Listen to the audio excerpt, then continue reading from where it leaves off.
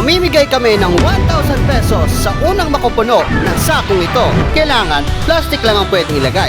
Bawal ang ibang basura. At pumili kami ng isang top fan follower at isang new follower sa page nito. Para gawin ang challenge nito, Meet Philip at Nico. Sila ang challenger natin ngayon. Dito lang sila maghahanap at magpupulot ng plastic sa loob ng Barangay Pili o sa Presentation Village. Sila nang bahala mag-diskarte. Pero sa loob ng 10 oras ay dapat nila itong mapuno. Ano pa ang iniintay nyo? Simulan na natin! Okay, nagsimula na nga ang laro. Silang dalawa ay may kanya-kanya ng diskarte at plano. Itong si Nico ay nagsimula sa may ilog, aka dito sa mini New Zealand. Nag-quick interview muna kami. At bago magsimula ang laro, is binigyan muna namin sila ng 100 pesos. At tinanong ko si Nico kung anong kanyang gagawin kung sakaling siya ang manalo. Sabi niya ay ipang gagastos niya raw ito sa kanilang bahay, habang yung tira naman is ipon niya na para sa susunod na pasukan. Ito naman si Philip, siya ang new follower. So china-challenge ko kayo na mag-follow kasi baka kayo naman ang susunod na maglalaro.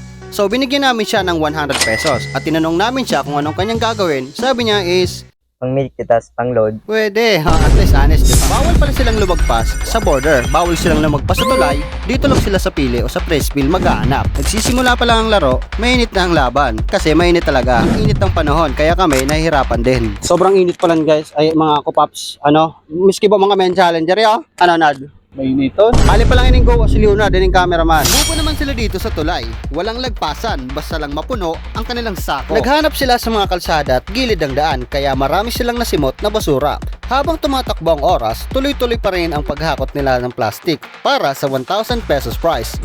Grabe.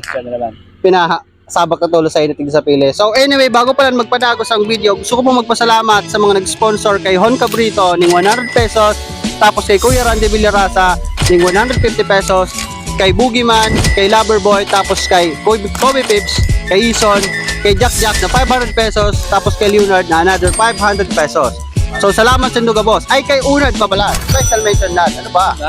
Let's go! Dumaan sila sa may peryahan. Pero dahil umaga pa, halos walang tao sa paligid. Sobrang init ng araw kaya ramdam na ramdam nila ang pagod. Nagdesisyon silang magsama na lang sa isang lokasyon para magtulungan. Hindi sila nagpatinag sa init kaya diretso pa rin ang lakad nila.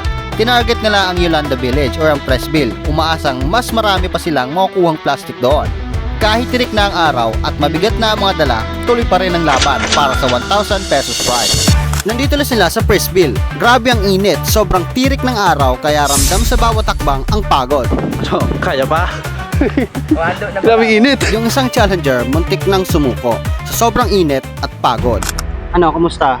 Pero hindi ko na kaya kuya. Ano? Sobrang init, pero malay pa sa pista. Kaya nagdesisyon kami na mag-tubig break muna para makabawi ng lakas. Pagkatapos ng break, balik ulit sa laban. Sponsored by Mayor Elad Porto.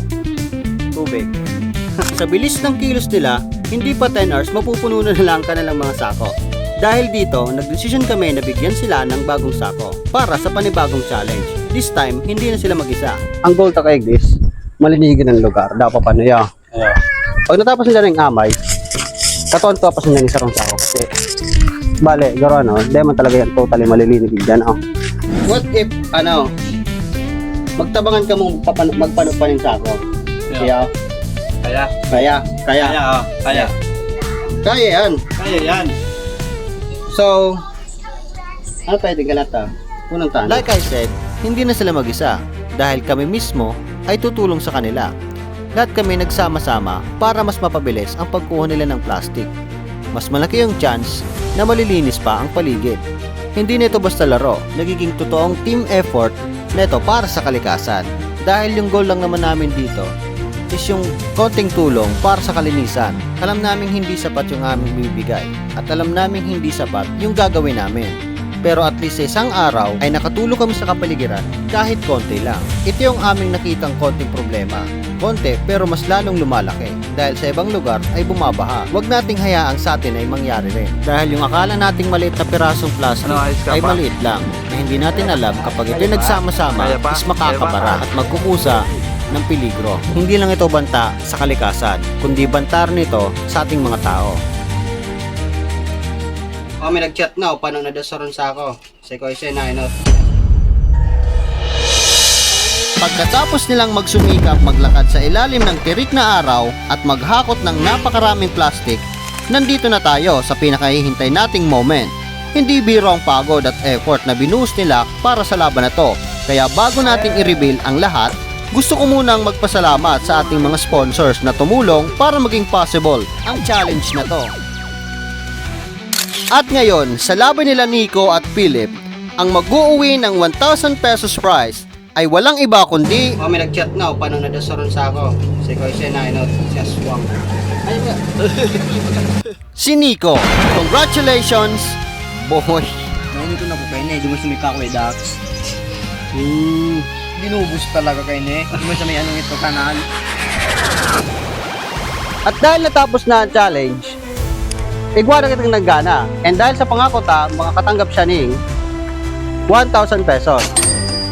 Ano gusto mong sabihin sa mga sponsor? Parang na sa sponsor dahil kasi kung dahil hindi dahil sa kanila, hindi ko ba makakapasok sa challenge ito.